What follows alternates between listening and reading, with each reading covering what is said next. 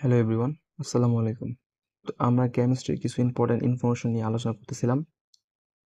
আজকের ভিডিওতে আমরা গলনাঙ্ক স্ফুটনাঙ্ক নিয়ে কিছু তথ্য দেওয়ার চেষ্টা করব। তো প্রথমে আসি আমরা যে গলনাঙ্ক নির্ণয় প্রক্রিয়ার মাধ্যমে কোনো কঠিন পদার্থ বিশুদ্ধ নাকি অবিশুদ্ধ তা নির্ণয় করা যায়। আবার বলতেছি, গলনাঙ্ক নির্ণয় প্রক্রিয়ার মাধ্যমে কোনো কঠিন পদার্থ বিশুদ্ধ নাকি অবিশুদ্ধ তা নির্ণয় করা যায়।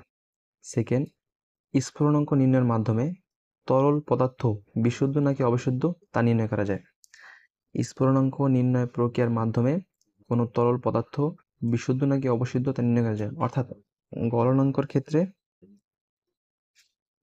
কঠিন পদার্থ বিশুদ্ধ নাকি অবিশুদ্ধ তা নির্ণয় করা যায়, আর স্ফুটনাঙ্কর ক্ষেত্রে তরল পদার্থ বিশুদ্ধ নাকি অবিশুদ্ধ তা নির্ণয় করা যায়।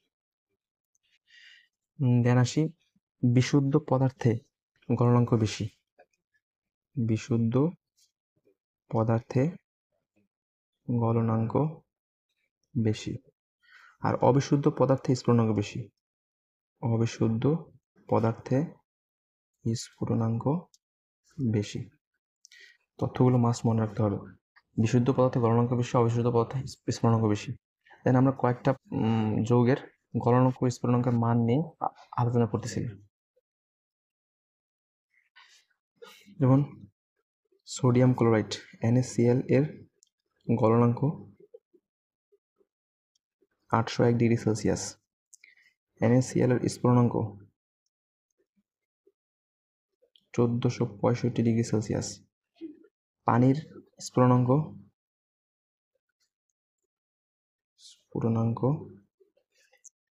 100 ডিগ্রি সেলসিয়াস।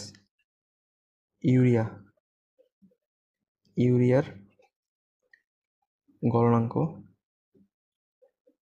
133 degree Celsius. সালফারের গলনাঙ্ক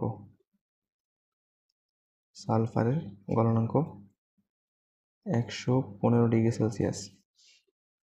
দেন আসি বরফের গলনাঙ্ক 0 ডিগ্রি সেলসিয়াস। তো এই তথ্যগুলো কিন্তু তোমাদের বইয়েরই, এগুলো কিন্তু মাস্ট একটু তাইলে মুখস্থ করা যায়।